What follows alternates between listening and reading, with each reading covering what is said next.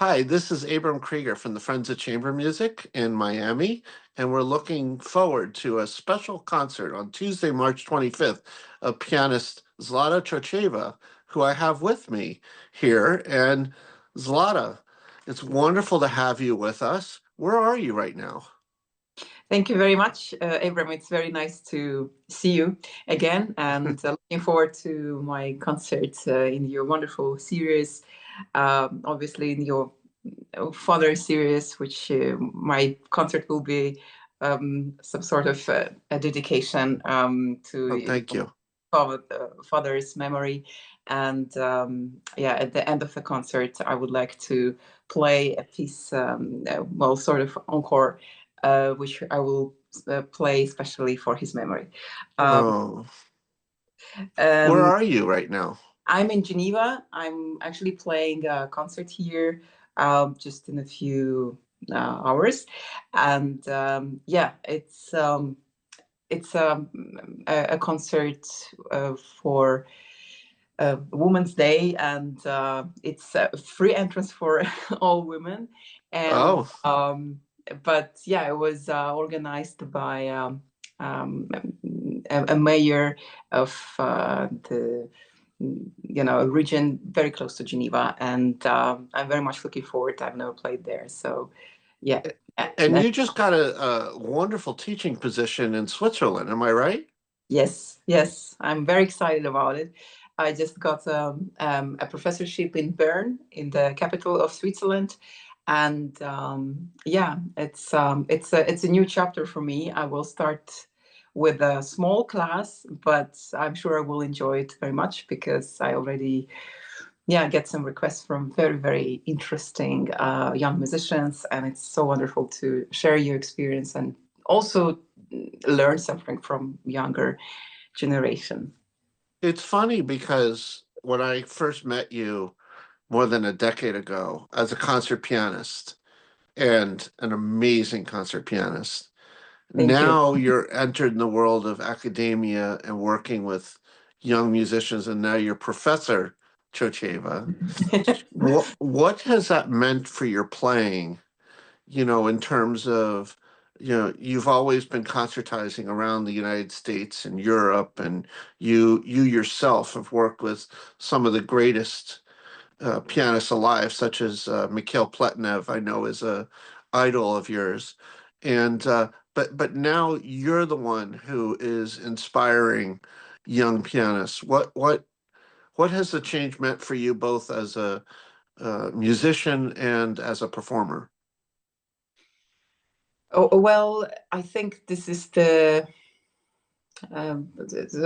quite a natural path for any musician. Well, at least for me, I knew I would come to teaching at some point, and I remember the moment I started studying with Mikhail Pletnev, and these were actually the best 3 years of uh, learning how to play piano for me. Absolutely the best Uh, and most memorable. And I still remember, and so grateful to him for just for being such a great teacher. I'm not saying about his musicianship and artistry, which was always, yes, he's absolutely for me the most favorite living pianist. But he was, and he is absolutely amazing teacher, which is not the same as being an artist yourself, but also being able to express and to help and to actually to be attentive and to be selfless. This is the main thing. It's actually serving music, and being on stage is always about the balance. What you want to actually to express. You want to rather show yourself, or you want to go, a little bit more in sort of in the combination with your loyalty and love towards music. I think that teaching is actually the moment of truth when you really understand that this is not all about yourself, but it's about music. And I think the marvelous teacher is the one who is able to put herself or himself a little bit aside and to concentrate the attention on someone else, on the student, and also on music, basically. This is basically the main goal, to make music as true as possible and as beautiful as possible and genuine. So yeah, for me, this was something I was very much interested in, and actually I have quite a big experience, I must say, because I used to teach in Mozarteum as an assistant of my former professor Jacques Rouvier, and this was for basically for 6 years, and then I did many master classes, also in Miami, by the way. Yes, it was in the University of Miami. I did a master class, and yeah, so it's always very, very enjoyable, and you learn a lot by yourself, is also for yourself. Now, before we talk about the program in Miami, I've always been fascinated by your actual approach to programming. And what I mean by that is, uh, I should first say that your CDs, the CDs that you've made, the Chopin Etudes, the Rachmaninoff, normally one would say, oh, she recorded the Chopin Etudes. There are lots of people. But your Rachmaninoff, you were one of the first pianists. I mean, there have been a few recordings of Rachmaninoff First Sonata, but not very many. And you recorded the Rachmaninoff Chopin variations, not very many recordings of those at the time. And your recordings of Rachmaninoff have been fascinating. The Chopin Etudes have been selected by Gramophone magazine and other publications as one of the most important in the past 100 years, mainly because of the musicality. In addition, of course, to the virtuosity, but the musicality, and you talked about that in terms of teaching and understanding being musical and expressive, but you also bring that to your programming of concerts. For example, I'll say the very beginning of the recital that you're playing in Miami, you're playing a Bartok arrangement of Bach.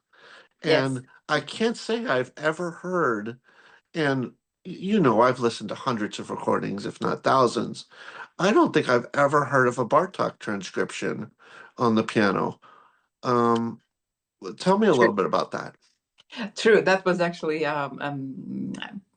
I found this piece by accident. I love sometimes sight reading. I'm pretty good in sight reading, I must say. Not because I'm You uh, play a lot of a music.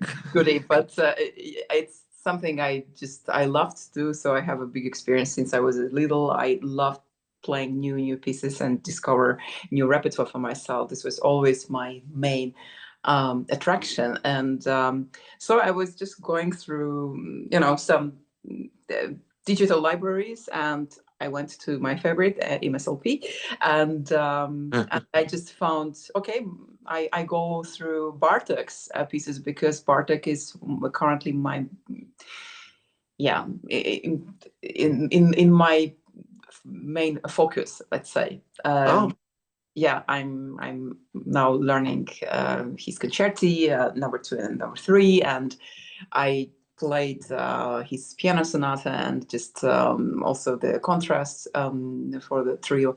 And so I was just trying to discover some other things, because he wrote a lot, and we just know very few. And then somehow there was this category with the arrangements, and I said, okay, I don't know him as an arranger, as a transcriber. And then I popped up on this wonderful, it was basically organ sonata of Bach, and I was like, uh-huh. hey, this is interesting. And then I started sight reading, and I just fell in love completely with the second movement. I thought it's just magical. And those old times traditions to start with Yes, Bach transcriptions, which was very I much. love Bach transcriptions. Yes, and it's such a nice start of the concert when you can really grab the attention of the audience, not with something very powerful, but rather with something silent. And then you get the silence in the hall, which is very important for the beginning. And I remember reading through Horowitz programs, and this was basically his thing. Yeah, to start with Bach's Elote on, or yeah, with the Bach transcriptions Wow. and the transcriptions of Bach. And so I decided to put it in my program, and I played it also for some festivals, and the the my I played for a couple of my colleagues, and they were quite Wow. astonished, and they didn't know the piece, and I think it's just a marvelous discovery. I played it also for BBC Three, and I Oh, think wow. yeah, just for the I just wanted to share this great discovery with That, the. that it's always a pleasure. I remember last year when you played in Miami the Chopin variations of Rachmaninoff, and again, you had recorded that, but again, not commonly played. So it's wonderful when you bring to life a work that you don't ordinarily hear in the concert hall. And like you just said, a fascinating one to open the concert, to set the mood, and at Coral Gables Congregational Church, an intimate venue with its wonderful Bosendorfer piano. I think it'll be perfect.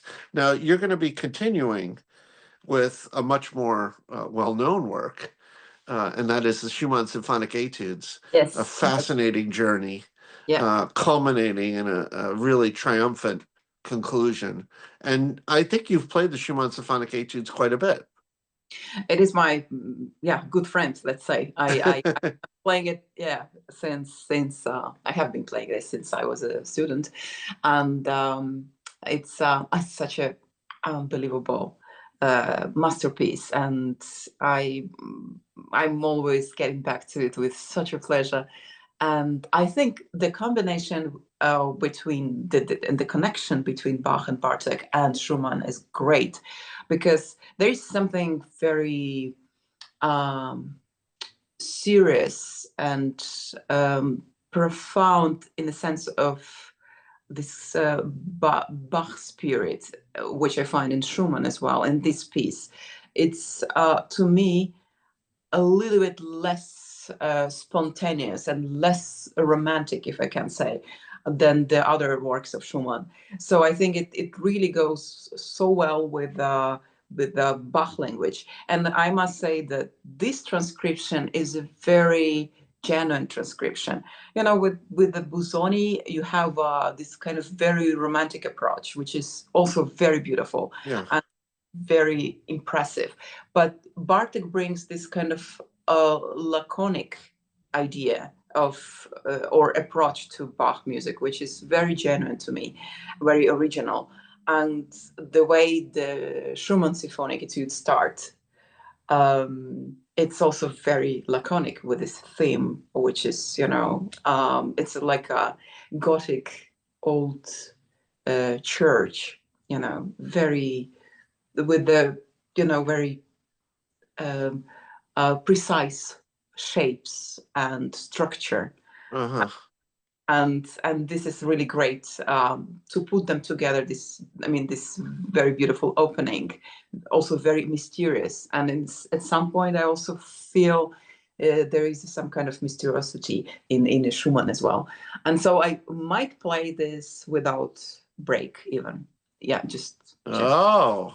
just one Well, thing. that's good to know for the spacing in the program. We'll kind of try to make it look like we'll leave some uncertainty for the audience. Uh, Yes. Yes. I'll let the audience know that they have to look at your hands to determine whether or not. Yeah, true. I got to be honest. I'll throw Miami under the bus for a moment, and that is Ricardo Moody conducted the Chicago Symphony here, and some people in the audience will think it's okay to do this, but in between the movements of the Schubert Unfinished Symphony, they applauded. And in between the first movement and the second movement of the Tchaikovsky Fourth Symphony, they applauded. In between the movements of the Tchaikovsky Fourth Symphony, second movement and third movement, they applauded. And, you know, I got to say something. I will let the audience know, no, we're better than that. Yeah, but I think this was I think Plitnov said that in one of his interviews that it's better to applaud than not, Oh, which I okay. totally agree. It's Okay, better to be Miamians, warm than you've gotten the yeah, green light to applaud at yes, will. yeah, absolutely. So no problem. Um, yeah, but Okay, so there so won't be a big break. you're playing the Schumann symphonic etudes, and then you move to one of Schumann's good friends and a former tenant, roommate, Yes, Brahms, yeah, who, wow, his piano music so it's deep, yes, absolutely. so good. And you're playing one of the pieces of Brahms Scherzo. Yeah, Normally, a lot of people might have ended the first half at the Schumann symphonic etudes, exactly. Yeah. and and you give us more.